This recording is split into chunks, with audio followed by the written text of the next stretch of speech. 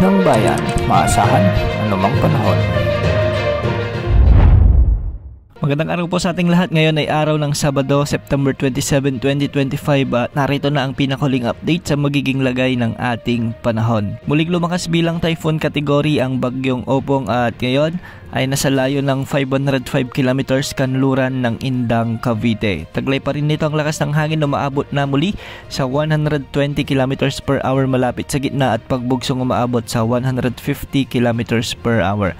Kumikilos ito ngayon ng hilagang kanluran sa bilis na 30 km per hour at meron pa rin itong diametro na maabot sa 400 km mula sa gitna. Nakatas pa rin ang signal number 1 ngayon sa western portion ng Pangasinan, sa may Zambales, Bataan, ang northwestern portion ng Cavite at ang western portion ng Batangas. Signal number 1 pa rin sa northern portion ng Occidental Mindoro kasama na ang Lubang Islands at Calamian Islands. Mga lugar na ito ay makakaranas pa rin ng mga pag-ulan at pagbugso ng hangin dulot ng direktang epekto ng bagyong Opong. Sa latest forecast track ng Pag-asa ay mapapanatili ng bagyo ang kanyang lakas habang patuloy itong kumikilos ng hilagang kanluran at ngayong araw ay inaasang makakalabas na ito sa ating area of responsibility.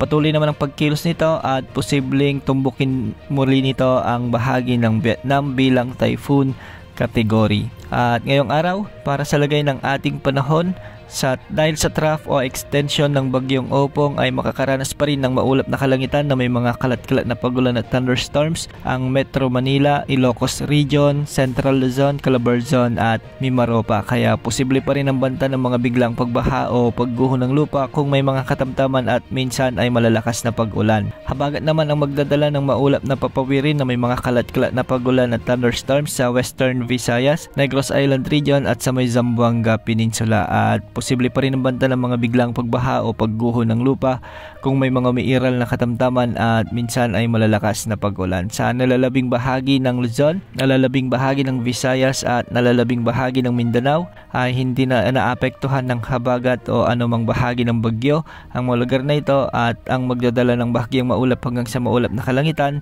na may mga kalat-kalat na pagulan at thunderstorms ay ang localized thunderstorms. Sa hapon at gabi, posible ang mga malalakas na pagulan, dulot naman ito ng mga severe thunderstorms. Mataas pa rin ang mga pag-alon sa kanlurang baybaying sakop ng Luzon at posibleng umabot hanggang 4 na metro. Sa nalalabing baybayin ng Luzon, posible naman ang mga pag-alon hanggang 3.1 meters at sa nalalabing baybaying sakop ng bansa, posibleng umabot hanggang 1.5 meters. Samantala yung binabantayan nating cloud cluster sa silangan ng Mindanao ay unti-unti nang nawawala. Ibig sabihin nito, mababa ng tsansa na may mabuong LPA o bagong sama ng panahon sa silangan ng ating bansa sa susunod na 2 araw. Base naman sa latest tropical cyclone threat potential forecast ng Pag-asa ay may inaasang pamumuo ng sama ng panahon sa mga susunod na linggo at nasa katamtaman rin ang tsansa na ito ay mabuo at posibleng dumaan sa bahagi ng central o southern Luzon. Antabayan ang mga susunod na updates sa mga potensyal na sama ng panahon na ito. Yan muna ang latest sa lagay ng panahon. Ito po ang weather update ng bayan, maaasahan anumang panahon.